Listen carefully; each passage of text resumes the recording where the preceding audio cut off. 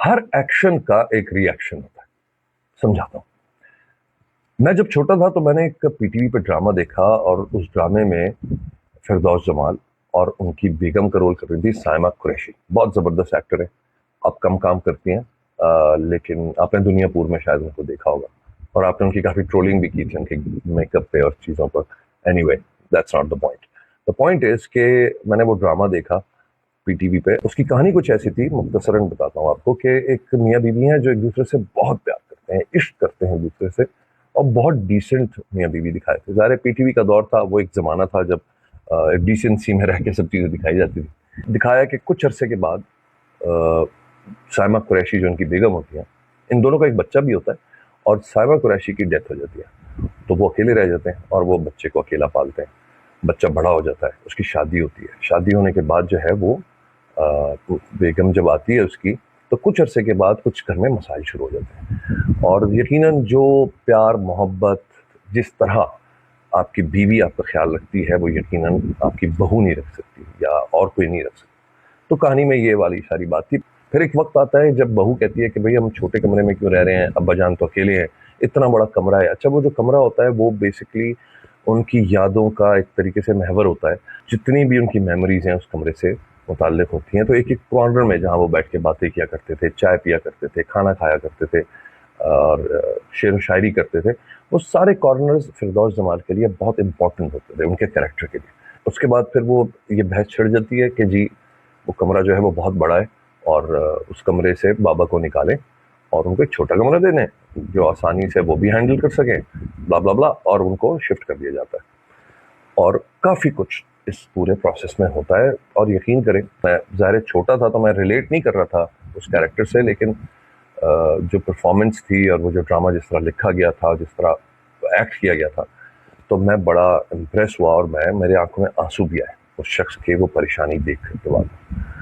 तो ये ड्रामा मैंने फिरदौस जमाल का देखा।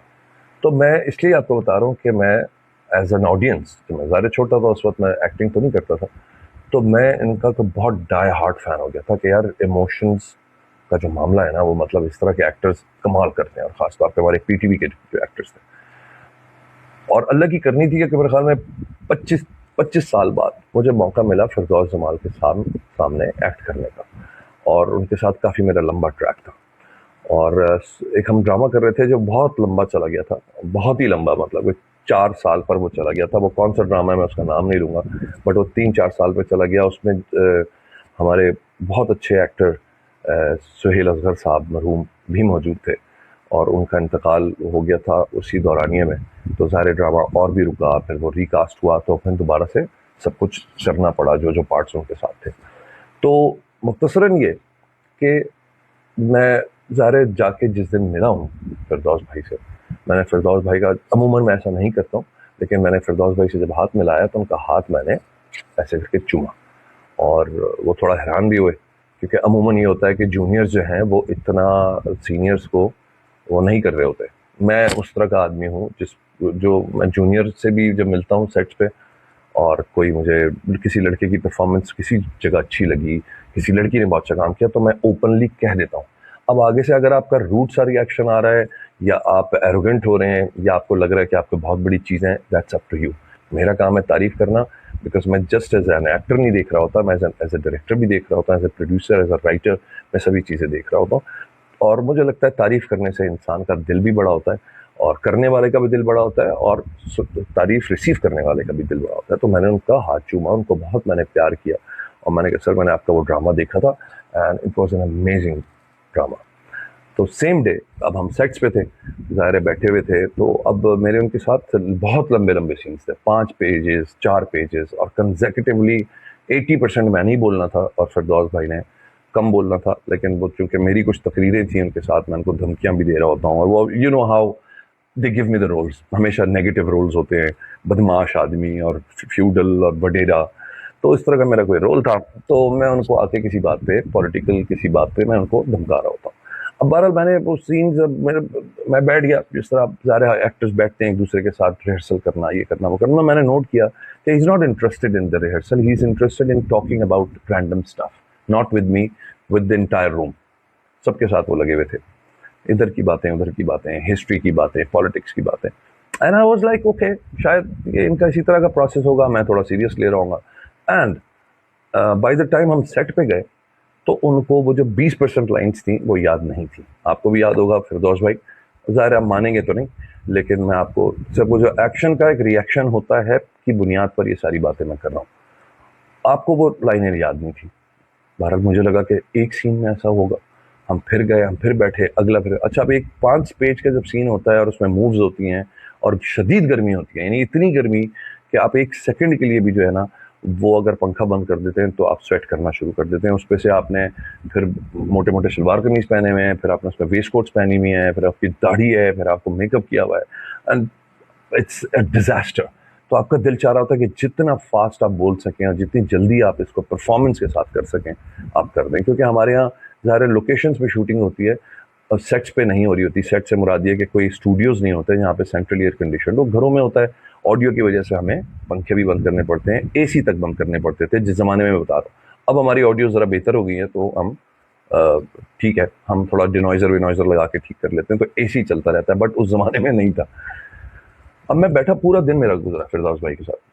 फिरदौस भाई का पूरा दिन बातें करने में गुजर गया, और जब उनके वो वाले सीन्स आए जिनमें उनको बातें करनी थी, लाइक उन्होंने बातें करनी थी ज़्यादा और मैंने सुनना था, वो एक डिज़ास्टर बन गया। बिकॉज उनको कोई लाइन्स याद नहीं हो रही थी, उनको कोई बात याद नहीं आ रही थी, और उनको 2-2 घंटे सिर्फ बैठ के अपनी पर्सनल बातें करनी थी। ठीक है, उसमें वो हिस्ट्री की बात हो, फिर मैं कहूँगा पॉलिटिक्स की बात हो, हालात की बात हो, उस पर वो 2-2 घंटे बात कर रहे थे। मैं बार बार ये एम्फेसिस कर रहा था डायरेक्टर से भी, असिस्टेंट से भी, कि प्लीज़ इनके साथ लाइन्स बैठ के कर लें, बिकॉज हमारे पास टाइम नहीं है, हम इसको रीशूट कर रहे हैं 2.5 साल के बाद। तो उनको भी थोड़ा सा एहसास होना चाहिए इस बात का कि हम इस तरफ, और ये पहला दिन है। और ऐसे ही मेरे 3-4 दिन, 2-3 दिन मेरे उनके साथ गुजरे। अब मैं बड़ा हैरान हुआ कि यार लाइनों पर कोई ध्यान नहीं है, वहाँ एक एक लाइन प्रॉम्प्ट करनी पड़ रही है। उसके बाद लोगों का बेड़ा गर्क हो रहा है, जो ऑडियो वाला है वो परेशान है, कैमरामैन वो परेशान है, मूव्स हम ले रहे हैं तो वो मूव्स बार बार गलत हो रही हैं, क्यूज गलत हो रहे हैं। और उसके अलावा जो आप लोगों के सेट्स पे जो हॉबीज़ होती हैं वो भी अजीब व गरीब होती हैं।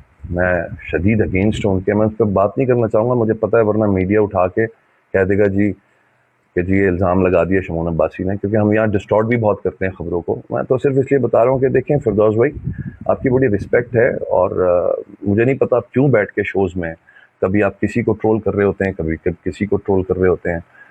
रियलिटीज़ तो बहुत सारी हैं, ठीक है। आप माहिरा को हीरोइन नहीं मानना चाहते, या फलाने को हीरो नहीं मानना चाहते, आप किसी को कुछ नहीं मानना चाहते, और आपको लगता है कि ये जो रियलिटी पे बेस्ड और ऑनेस्टी पे बेस्ड आपने एक अपना एक ये अवतार बना लिया है, ये सिर्फ आप बना सकते हैं। ऐसा नहीं है बॉस, हर एक्शन का एक रिएक्शन होता है। आप एज अ सीनियर जब किसी से मिलते हैं या कोई आपको देखता है तो उसके अंदर बड़ी सारी उम्मीदें जागती हैं कि यार मैं ऐसे ऐसे बंदे के साथ काम कर रहा हूँ जो मुझे आज कुछ नहीं 2 चीज़ें तो सिखाएगा। ज़रूरी नहीं है कि बैठ के सिखाएं आप अपने एटीट्यूड से, आप अपने कामों से, आप अपनी चीज़ों से सिखा देते हैं, आप अपने अंदाज से सिखाते हैं, आप अपने प्रोफेशनलिज्म से कुछ चीज़ें सिखा देते हैं कि आपको जूनियर दूर से बैठ के भी देख रहा होता है तो वो एनालाइज कर लेता है कि यार पक्के हैं अपने काम के, ठीक है, और किसी वजह से सीनियर है। लेकिन माजरत के साथ अगर एक एक्टर लाइंस नहीं याद कर पा रहा और फिर उनके मामला तो और जगहों पे फोकस्ड हैं, ठीक है, फिर मैं कह रहा हूँ, मैं नाम नहीं लेना चाहता कि वो किन चीज़ों पे फोकस्ड हैं, क्या है, किस तरह की बाकी के हॉबीज चल रही होती हैं, तो मुझे लगता है कि फिर बैठ के ना दूसरों को इस तरह तनकीद नहीं करना चाहिए, क्योंकि बुराइयां सब में है, मेरे अंदर भी हैं, मेरे अंदर भी कुछ ना कुछ ऐसा होगा ज़रूर कि मैं सेट पे जाता हूँ, किसी को बात पे पसंद नहीं आती होगी, किसी को कोई बात पसंद नहीं आती होगी, एज अ पर्सन हो सकता है मैं इतना परफेक्ट ना हूँ, तो मैं बैठ के तनकीद नहीं कर सकता किसी के ऊपर, मैं किसी को किसी कठेरे में ला के खड़ा नहीं कर सकता, या मैं बदजन नहीं करना चाहूँगा अपनी ऑडियंस को कि जी हुमायूं सईद ऐसा है तो फवाद खान वैसा है, और मैं होगा जो है वो है, सबके सामने है, हमें हाईलाइट करने की क्या ज़रूरत है। फवाद खान की जो अच्छाइयाँ हैं बुराइयाँ हैं, फ़हाद मुस्तफ़ा की क्या अच्छाइयाँ हैं बुराइयाँ हैं, ठीक है, जो नए बच्चे आ रहे हैं इनमें क्या अच्छाइयाँ बुराइयाँ हैं, ये हम कौन होते हैं भाई बताने वाले।